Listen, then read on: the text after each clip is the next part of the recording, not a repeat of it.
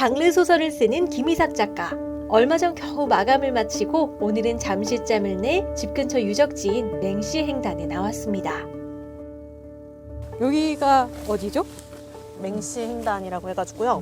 한국에 있는 민간의 집 중에 왕궁을 제외한 상하 중에 가장 오래된 건물이에요. 최영 장군이 자기 손녀 사이인 맹사성 씨에게 선물로 준 가옥이라고 하더라고요. 제가 지금 쓰는 장편이 세종 18년이 배경인데 지금으로부터 한 600년 전이거든요. 근데 거기에 나오는 배경 중에 사당이 나와요. 그래서 이제 시기도 비슷하고 그래서 직접 가서 한번 봐야겠다 이러고 와서.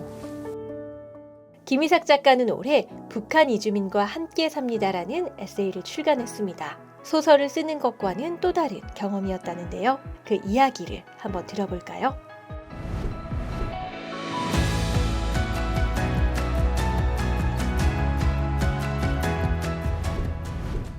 근데 사실 에세이 나오고 난 뒤로 사실 연락이 되게 많이 왔어요. 저는 사실 소설 작가로 할 때는 독자들이랑 이야기를 나눌 기회가 그렇게 많진 않거든요.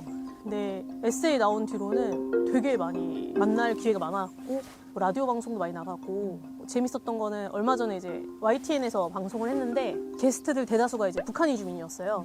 근데 그때는 저는 잘 몰랐는데 알고 보니까 거기 나왔던 한 분은 뭐 제 배우자의 학교 동창, 한 분은 저희 뭐 시부모님이 다니는 교회 사람, 이런 식으로 되게 좁은 분야더라고요.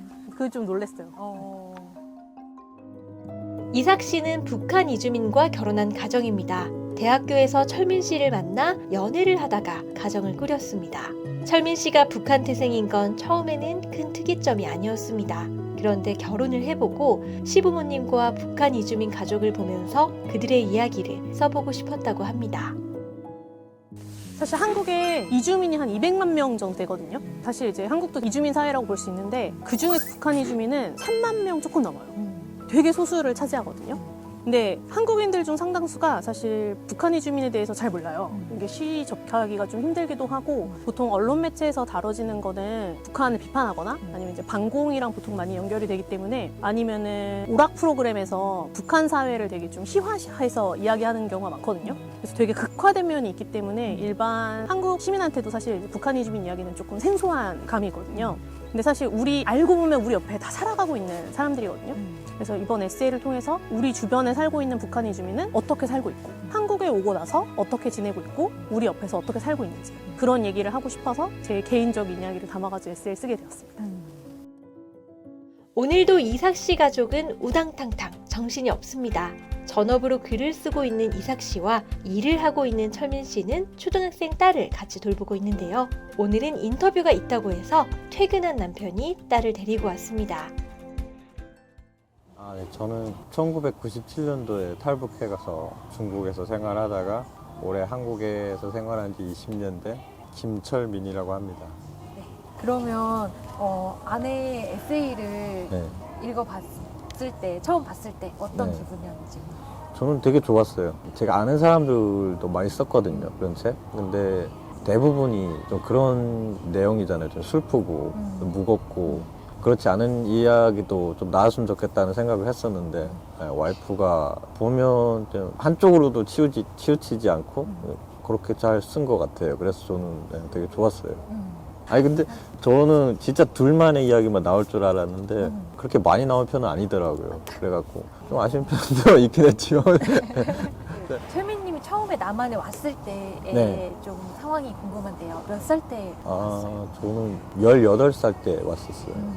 사춘기 시기였거든요. 그래갖고 저는 지금도 18살 그때가 제일 길었어요. 느낌상. 제일 길었던 것 같고 중국에서 또 7년 살았었잖아요. 그러니까 약간 정체성 같은 게 되게 애매모호했었어요. 11살 때 이제 거기서 북한에서 탈북을 했는데 중국에서 이제 거의 어린 시절을 보냈잖아요. 제가 기억하는 어린 시절을. 그래갖고 여기 와서 또 탈북민으로 또 살고 있는데 어떨 때도 내가 탈북민이 연기하고 있는 거 아닌가 약간 그런 생각도 들었어요. 실제로 기억나는 그게 오히려 중국에 그게 더 크니까 좋았던 거는 이제 숨어 다니지 않는 거. 중국에서는 어쨌든 오래 살긴 했는데 그러니까 공식적인 자리에서 대놓고 내가 무엇을 할 수 있는 게 아니었어요. 학교도 이제 가짜 신분으로 몰래 다니는 거고 이제 한국에 와서는 어쨌든 신분적으로는 이제 확보가 되는 거니까 그런 거는 되게 좋았죠. 그래서 제가 하고 싶으면 뭐 할 수 있다 이런 거. 그리고 안 좋았던 거는 아무래도 정체성. 그러니까 고등학교 나와서 이제 대학교 준비하고 하는데 이제 그때는 언어도 약간 패치가 잘 안 돼갖고 나는 한국어를 쓴다고 생각하는데 이제 어디서 왔냐고 물어보고 그런 게 좀 그렇고 나중에 사회생활 대학교 졸업하면서는 이제 병력 문제. 한국은 이제 남자면 군대 그거 쓰잖아요. 면제 사유로 써야 되는데 저희는 면제 사유가 애매해요. 그래갖고 어쩔 수 없이 이제 북한이 털줌이라 쓰는 경우도 있고 그런 거 좀 있었던 것 같아요. 지금은 어느 정도 정체성에 대한 고민도 좀 뭔가 해결이 됐거나 지금은 더 편안한 마음이시고. 그 애가 태어나고 되게 많이 바뀌었던 것 같아요. 예전에는 그런 생각을 했었어요.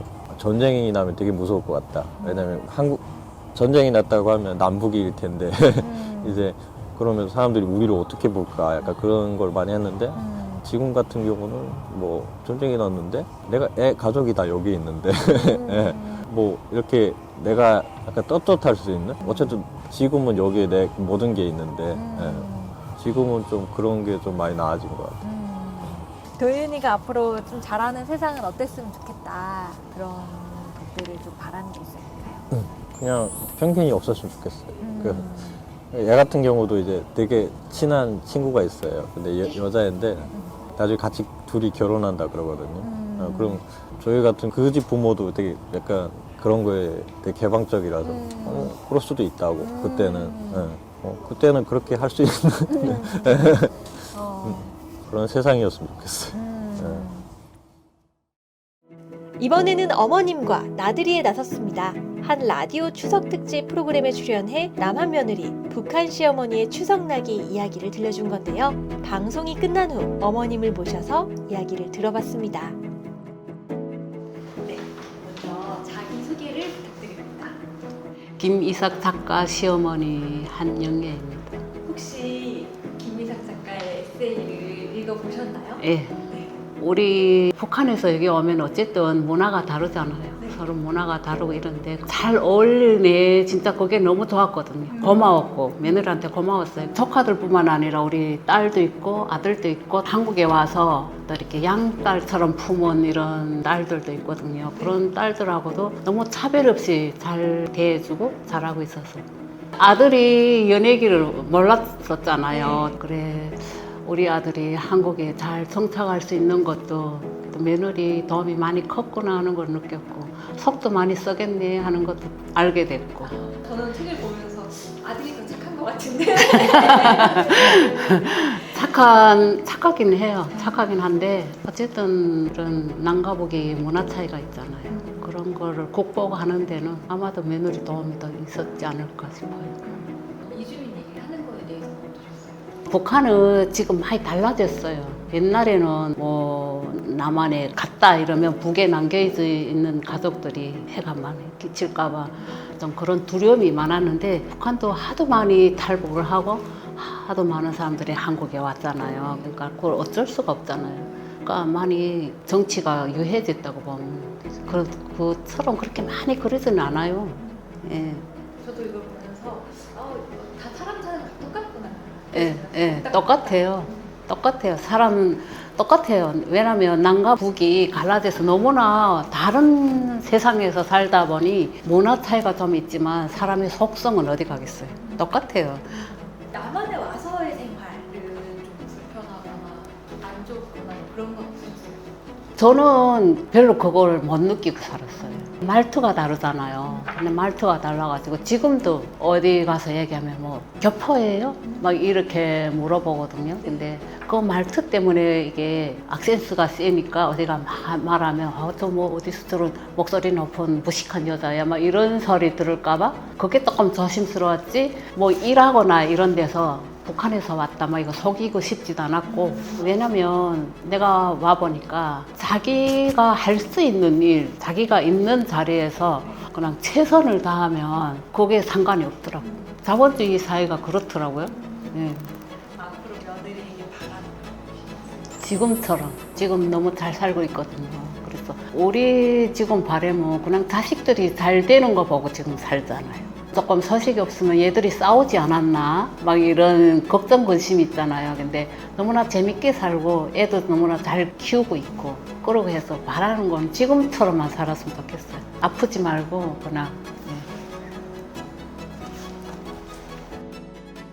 소수자의 반대말은 다수자가 아니거든요. 정상성을 가지고 있는 사람이에요. 근데 이제 정상이라고 하는 거는 어떠한 사회냐에 따라 아니면 어느 시기, 어디인가에 따라서 매번 바뀌잖아요. 그러니까 나는 똑같은 사람인데 A에 있을 때는 괜찮았다가 B로 가면은 소수자가 될 수도 있는 거고 아니면 A 내에서도 어제는 아니었는데 오늘은 또 소수자가 될 수도 있고 근데 이제 그런 지점이 사실은 오히려 더 우리 자신에 대해서 많은 걸 생각하게 해준다 생각하거든요. 그러니까 왜 어떨 때는 이게 정상성이 되고 어떨 때는 소수자가 될까? 그래서 그걸 따져보면 사실 최종적으로 나오는 거는 아 우리 모두는 다 사실 서로 다 다르면서 같은데 그냥 어떤 건 정상이고 아니다 라고 이제 규정을 짓는 거잖아요. 그러니까 그런 걸 생각했을 때 아 규정이라고 하는 게 그렇게 중요하지 않을 수도 있고 우리는 그냥 다 같이 살아가는 사람이다 이런 걸로 따졌을 때 되게 여러 이야기를 할 수 있다고 생각했어요. 장애인이 될 수도 있고 뭐 성소수자가 될 수도 있고 아니면 난민이 될 수도 있고 저는 일종의 마중물로서 이 책이 여러분들 여러 사람들이 북한이즘에 관심을 가지고 싶었다라고 생각했고 실제로 주변에서도 원래부터 관심이 있었던 분들보다는 잘 모르고 생각을 안 해봤다가 아, 이걸 통해서 아 이런 경우가 있겠구나 라고 생각하게 된 계기가 되었다고 얘기해 주시는 분들이 많거든요. 그런 건 좀 뿌듯했어요. 철민님에게 한마디. 에세이 나왔을 때 가장 큰 불만은 사실 이제 배우자가 가지고 있었는데 자기가 너무 거기서 소심한 남성, 막 이렇게 유약한 남성으로 나와서 너무 아쉽다 그랬는데 근데 그거는 너의 본 모습이야. 인정하도록 해.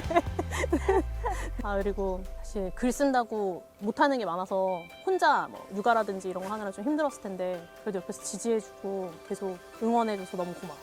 다른 가족들? 엄마가 글 쓴다고 했을 때 자기 엄마가 작가라서 너무 기쁘다고 자기도 나중에 크면 그림 작가 되고 싶다고 그랬는데 엄마도 언젠가 네가 다 컸을 때 같이 동화를 써보고 싶어.